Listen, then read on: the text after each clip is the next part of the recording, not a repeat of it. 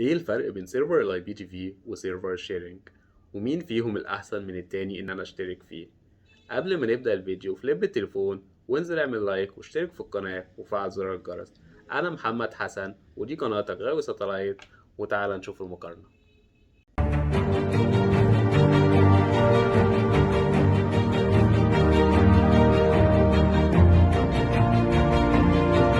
نبدأ أول حاجة بسيرفر الاي بي تي في. سيرفر الاي بي تي في أهم حاجة فيه إن أنت يكون عندك نت قوي وقوي جدا وباقة كبيرة، لأن لو أنت هتتفرج على ماتش عليه ممكن يسحب من 2 جيجا ل 4 جيجا ويمكن أكتر كمان على حسب الجودة اللي أنت هتتفرج عليها. سيرفر الاي بي تي في ما بيحتاجش منك أي حاجة غير يا إما تشتري ريسيفر حامل للسيرفرات الاي بي تي في، يا اما تشترك في سيرفر خارجي ويكون عندك يا اما تلفزيون سمارت يا تشغله على الكمبيوتر يا اما تشغله على الموبايل. ازاي بقى السيرفر بيتكون وعشان يوصل لحضرتك؟ بشرح مبسط جدا. فاكر الوصلة بتاعت زمان؟ صاحب الوصلة بيكون عنده ريسيفرات جنب بعض، والريسيفرات ديت كلها كل ريسيفر في قناة وبيوصلهم كلهم بسلك واحد، والسلك يوصل لحضرتك. احنا بقى استبدلنا السلك بالانترنت. فصاحب السيرفر بيعمل ايه؟ بيعمل اعادة بس للصورة ذات نفسها من عن طريق الكمبيوتر، ان هو بيوصل الريسيفر بيوصله بالكمبيوتر ويعمل اي بي لكل قناة فيهم ويوصلهم كلهم بسيرفر واحد بس اللي انت حضرتك بتدفع ثمنه. فانت كده هو كأنك بتتفرج على اليوتيوب بالظبط. هو عامل قناة زي قناة اليوتيوب بس قنوات كلهم في نفس السيرفر واحد بس، وباشتراك واحد بس انت هتشوف اللي انت عايزه بضغطة زرار فقط. نيجي بقى لمرحلة الشيرنج. وما هو الشيرنج؟ الشيرنج بدأ في مصر من سنة 2005 تقريبا. ديت كانت أول مرحلة الشيرنج. احنا كنا بنشغل الشيرنج على الكمبيوتر. فالشيرنج عبارة عن ايه؟ ان واحد عنده ريسيفر فبيسحب منه الشفرة ويبعتها لحضرتك. فبعكس الاي بي تي في، السيرفر مش محتاج نت خالص. يعني انت ممكن في الشهر كله يسحب مثلا 100 ميجا مثلا، غير الاي بي تي في بيسحب في الماتش من حوالي من 2 جيجا ل 4 جيجا تقريبا. ففرق رهيب جدا. السيرفر الاول كانت شغاله عن طريق الكمبيوتر. كنا بنجيب كارت ساتلايت وبنوصله بالكمبيوتر زمان، وبنحط بقى بنكتب بقى كل حاجه بايدينا وكنا بنتعذب والله. الدنيا اختلفت خالص. انتوا دلوقتي في مرحله رهيبه يعني. بدأنا أول مرحلة للشيرنج زي ما قلنا على الكمبيوتر بسيرفرات النيو كامت. السيرفرات انت دلوقتي مثلا السيس كام عندك بورت واحد بس بيفتح لك كل حاجة. الأول كان سيرفرات النيو كامت كل مجموعة قنوات ليها بورت واحد بس. يعني انت كان عندك مثلا سكاي ايطاليا كان فيه بورت، بعد كده هو مثلا النوفا كان ليها بورت تاني. كان كل ما تكتب بورت كل ما يفتح لك قنوات أزيد. بعد كده تقدمنا شوية 2006، وكان كأس العالم 2006 وأول كأس عالم مشفر في المنطقة العربية. فاضطرينا إن احنا بقى قصة الكمبيوتر كانت موضوع صعب جدا بصراحة. وكانت كارت الستلايت كان بيبقى ضعيف جدا، وكان لدرجة إن هو ما كانش بيعرض قنوات ال HD. كان نوع جي في بي اس بس مش جي في بي اس 2 زي ما موجود دلوقتي. وكان أول ريسيفر ينزل مصر بشيرنج نيو كامد كان اسمه ترومان 1000، وكان بيوصل بالنت عن طريق كونفرتر لكارت اللان. تقدمنا شوية كمان والمورسات عمل الدونجل بتاعه، وكان كل شهرين تلاتة ينزل لنا دونجل جديد ونرمي الدونجل القديم، لغاية لما وصلنا 2010 وقلنا الشيرنج وقف، وكل القنوات اللي على النايل سات الشيرنج بتاعها وقف خالص.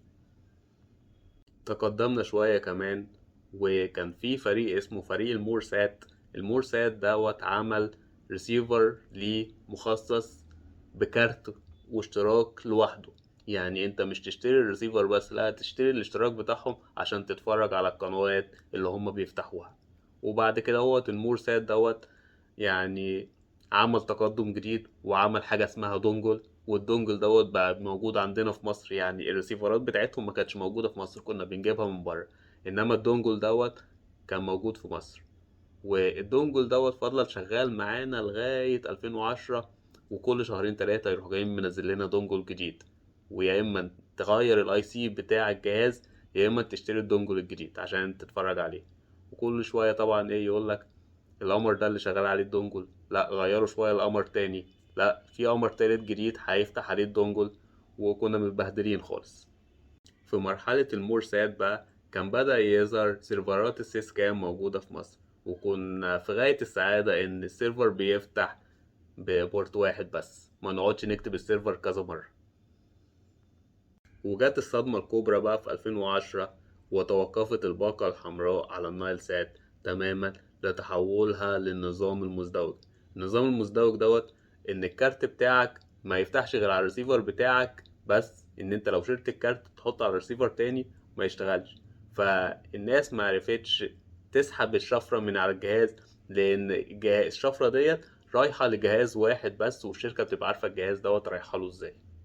وتلاتها بقى الباقة البنفسجية وتحولت للنظام المزدوج، وتوقف الشيرنج على القنوات العربية، وبدأنا نبص بقى على الأعمار التانية اللي احنا ممكن نتفرج عليها. الشيرنج بقى محتاج ايه عشان تفتح عليه؟ أول حاجة عندك يكون عندك سيرفر للشيرنج، ويكون عندك أي مصدر نت حتى لو 3G. يعني مش هقول لك 4G، 3G، لأن هو بيسحب كيلو بايتات بس، لأن هو بيسحب أرقام اللي هي أرقام الشفرات. ويكون عندك قمر غير النايل سات، يا اما يكون عندك سيرفر فوريفر. هنجنب بقى الفوريفر على جنب شوية، ونقول احنا محتاجين ايه عشان يكون عندنا سيرفر شيرنج مش سيرفر اي بي تي في. اول حاجة يكون عندك طبق متحرك، يا اما طبق ثابت وعليه كذا قمر. ويكون عندك اي مصدر للنت، حتى لو هتعمل هوت سبوت من موبايلك، لان هو بيسحب كيلو بايتات بس، لان هو بينقل ارقام بس مش اكتر من كده. هو بس كده، هو ده موضوع سهل جدا. نروح بقى لايه هي السيرفرات اللي ممكن تشترك فيها. عندنا نوعين من السيرفرات: سيرفرات ينفع تشتغل على اي ريسيفر وعلى اي كمبيوتر، وسيرفرات مدمجة جوه ريسيفرات محددة. الريسيفرات ديت يكون نازل عليها من المصنع نفسه السيرفر بتاعها.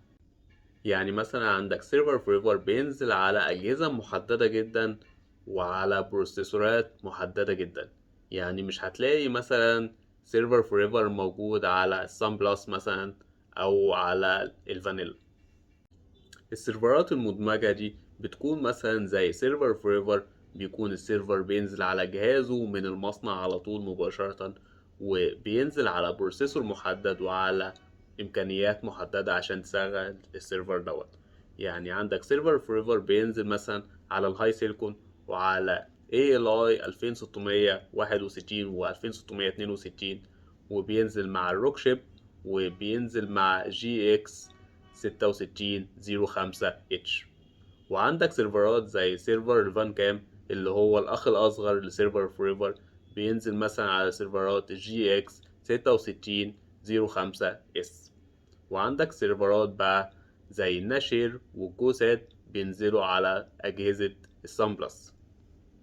السيرفرات الخارجية بقى اللي هي بتشتغل على أي جهاز زي سيرفرات السيس كام والام جي كام وسيرفرات النيو كامت اللي هي تعتبر اختفت خالص. وأتمنى إن شاء الله أكون لخصت لكم الموضوع كله وبدأ إزاي وانتهى إزاي. وكان معاك محمد حسن، ودي قناتك غاوي ستلايت. والسلام عليكم ورحمة الله.